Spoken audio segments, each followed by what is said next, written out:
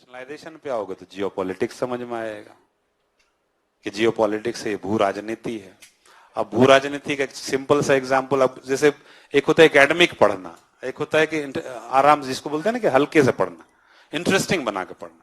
अब इमेजिन करो कि 10-12 बजे रात में एक लड़की मुखर्जी नगर सड़क से गुजर रही है, खूबसूरत भी है, लेकिन उसके गले में 6-7 केजी सोना लगा हुआ, तुम किसको देखोगे? खूबसूरती को? झूठ मत बोलना, सोने को देखोगे। और 6-7 केजी का मतलब है तुम कैलकुलेट करने लगोगे 30,000 रुपए पर ग्राम, इतना, माय गॉड तो बहुत हुआ। मनोज, सन्नी, प्लान करें क्या? इसको जियोपॉलिटिक्स बोलेंगे। अब तुम मनोज सन्नी, तुम्हारा 3 दोस्त, उधर से भी आ जाएगा कोई 3-4, वो कोई और भी नजर लगाया हुआ है, और सबकी नजर क्या होगी? सोना छीनना है। तो मुखर्जी नगर का नहीं, चौराहे पे नहीं, वहां पे पुलिस वाला होता है, यहाँ पे लोग होते हैं। इसको कहाँ जा रही है? तो गोपालपुर जा रही है सपोज कीजिए, तो गोपालपुर वाला वो रूट थोड़ा सा ही हो, मतलब थोड़ी देर के लिए दिमाग हिल जाएगा। अकेली जा रही है, छीना जा सकता है, जैसी पॉसिबिलिटी दिखेगी तो बहुत सारे लोग जो है उसके ऊपर, ये हो गया जियोपॉलिटिक्स। वेस्ट एशिया वही है फिलहाल के लिए। आज की डेट में सबसे ज्यादा जो महत्वपूर्ण संसाधन है वो क्या है? ऊर्जा संसाधन। और ऊर्जा संसाधन का सबसे महत्वपूर्ण स्रोत क्या है? तेल। और तेल है उसके पास, यानी कि सोने की जेवर पहने हुई है, तो हर कोई चाहेगा उसके ऊपर। और अगर सपोज करो कि वो लड़की बहुत ही प्रोटेक्टेड है, 4-5 भाई उसके साथ ऐसे करके जा रहे हैं, तो मन करेगा भी तुम मार लोगे, तुम कि नहीं छोड़ो यार, पिट जाएंगे, गनवन भी है उसके साथ में। तो तुम क्या चाहोगे कि उसके 5 भाई में यूनिटी ना हो?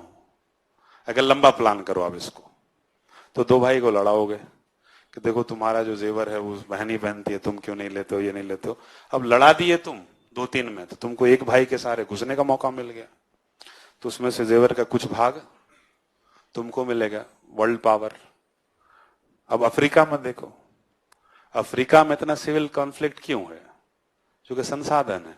और उस देश में सिविल कॉन्फ्लिक्ट उतना ही ज्यादा है जितना संसाधन है। तुम कॉन्गो को देख लो, डीआरसी को देख लो, साउथ अफ्रीका में पूरा चला है एकदम लंबा तक, झारखंड छत्तीसगढ़ देख लो अपने यहां। नक्सलिज्म क्या है? लगता होगा कि परिणाम है, लगता होगा कारण है, वो एक्चुअल में परिणाम है। अगर नक्सलिज्म से डिस्टर्ब रहे एरिया, तो गवर्नमेंट के रूल्स रेगुलेशंस क्या होंगे? ज्यादा नहीं चल पाएंगे, तो माफिया चलेगा। अब माफिया हम क्या करेंगे? मान लो तुम डीएम हो, तुम कोल का सैंक्शन कर रहे हो, तुम सारा का सारा सैंक्शन करके बहुत प्रोटेक्टेड करके कोल माइनिंग करवा रहे हो, तो मेरे लिए तो कोई फायदा नहीं हुआ ना भाई। तो हम क्या करेंगे? तुमको डराएंगे। और चूंकि हम एक्सपोज्ड आदमी, हम कॉन्ट्रैक्टर हैं, तो हम तुमको डायरेक्ट डरा नहीं कर सकते, नक्सलिज्म से डरवा देंगे, उसको देंगे कुछ पैसा, जाओ उसको मार के आओ। दूसरा डीएम आएगा, वो हिम्मत नहीं करेगा। पढ़ने लिखने की बात होगी, स्कूल तोड़ फोड़ करवा देंगे, क्योंकि पढ़ने लिखने का मतलब है यातायात के साधन बहुत विकसित हो गए, तो फिर तो आवागमन सॉलिड हो गया, तो फिर बात नहीं बनेगी। तो उसको डिस्टर्ब रखा जाएगा जानबूझ करके। और जब डिस्टर्ब रखा जाएगा तो मानव संसाधन का विकास बहुत अच्छे से नहीं होगा। और जब विकास नहीं होगा तो ऑब्वियसली उस क्षेत्र का विकास नहीं होगा, क्योंकि मुख्य विकास कहां से होता है? ह्यूमन से ही होता है। अगर मानव विकसित है तो जापान जैसे संसाधन के बिल्कुल ही नहीं होने के बावजूद भी एक देश विकसित हो सकता है। और अगर मानव विकास नहीं है तो अफ्रीका जैसे पूरे महाद्वीप में, जैसे विश्व का, जिसको संसाधन का केंद्र बोला जाता है आज की डेट में, वो भी विकसित नहीं है। तो मानव का विकास का जो पहलू होता है वो बहुत सारे फैक्टर से निर्धारित होता है।